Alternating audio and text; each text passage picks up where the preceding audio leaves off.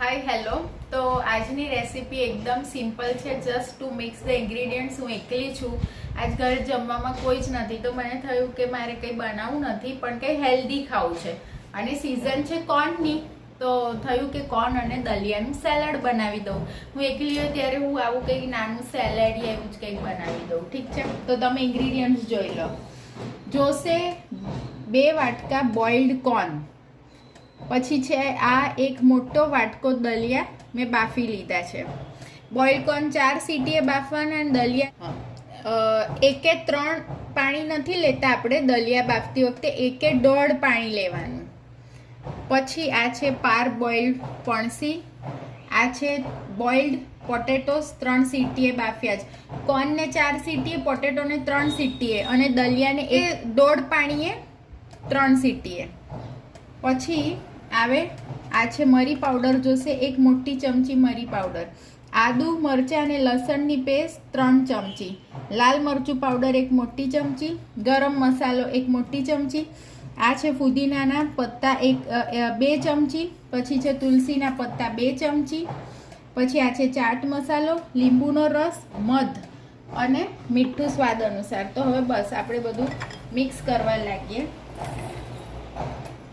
Salad start કરીએ પહેલાં આજની નેચરોપેથી ટીપ છે કે કેન્સરથી બચવા માટે રોજ કાચી કોબી ખાવી જોઈએ અને 1 લીલું મરચું આખું કાચું કોબી સાથે ઇન્કોર્પોરેટ કરીને એઝ અ સેલડમાં ખાવું જોઈએ, તો કેન્સરથી તમે બચી શકો. ઓકે, ચલો તો હવે સેલડ જોઈ લો.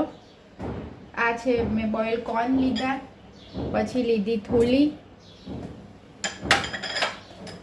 પછી ફણસી પાર બોઇલ, પછી આપણે લઈએ પોટેટો, પછી મરી પાવડર, પછી લઈએ આદુ મરચાં અને લસણની પેસ્ટ, લાલ મરચું પાવડર, ગરમ મસાલો, પછી તુલસીના પત્તા, પુદીનાના પત્તા, પછી મધ બહુ જરૂરી છે આમાં.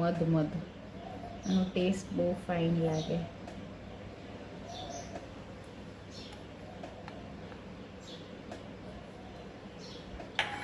પછી લીંબુનો રસ.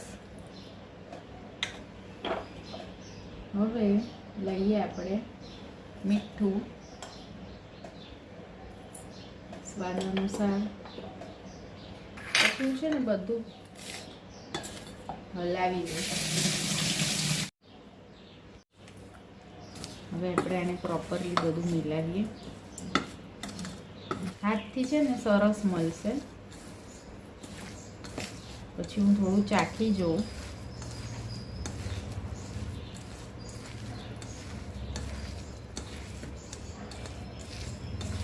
પછી ઉમેરીએ ચાટ મસાલો અને પ્રોપરલી હાથથી બધું આપણે મલાવી લઈએ. Like, share and subscribe my channel. Don't forget to subscribe my channel, okay? I make all simple, easy yet delicious recipes.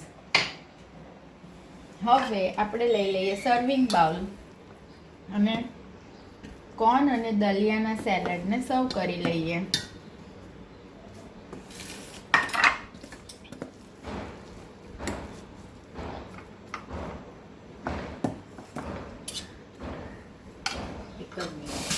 તો જો આ છે કોર્ન અને દલિયાનું સેલડ રેડી. તો હું હવે એન્જોય કરું આ